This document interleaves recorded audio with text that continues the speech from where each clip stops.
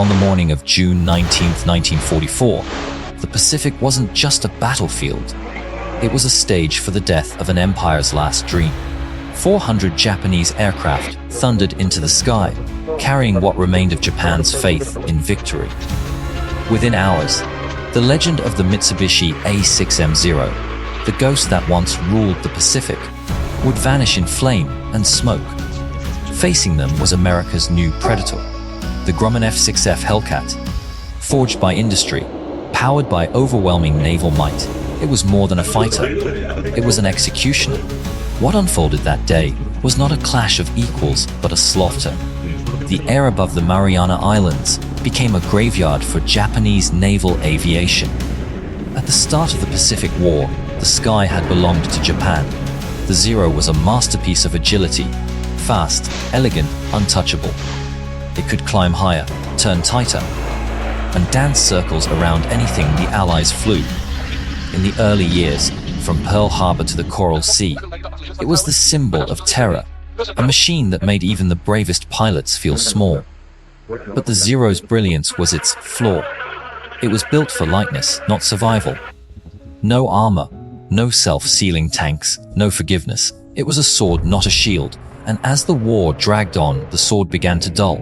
By mid-1942, Grumman engineers were sketching its opposite.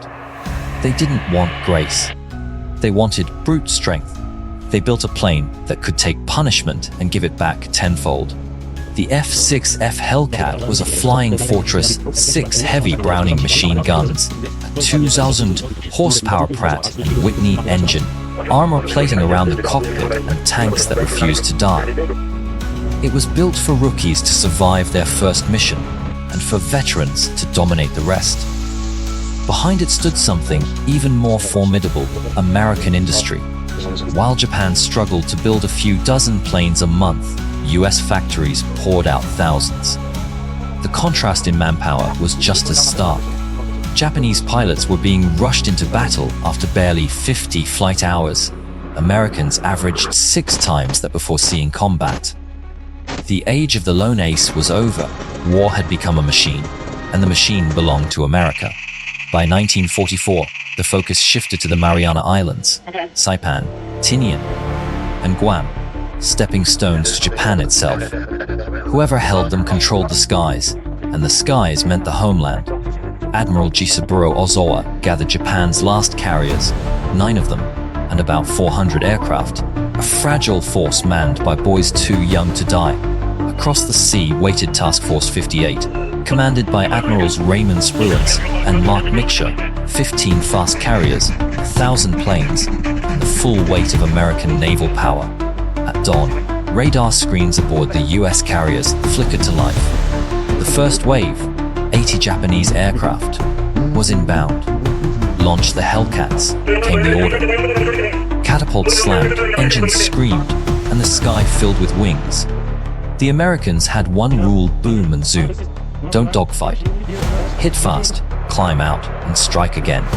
The Hellcats met the enemy head on, tearing through formations before the Japanese could even react. Zeros and bombers erupted in midair, scattering flaming debris across the sky. The second wave, 120 planes, fared no better. The third wave broke apart before it reached the fleet. The fourth was a tragic parody: obsolete bombers, training craft, anything that could still fly. None survived. By afternoon, the ocean was quiet. Only columns of black smoke marked where dreams had burned. Nearly 400 Japanese planes destroyed. Fewer than 30 American losses. Pilots joked grimly that it had been a turkey shoot. History would remember it as the Great Marianas Turkey Shoot. But it was more than a victory. It was extinction. That day, Japanese naval aviation died.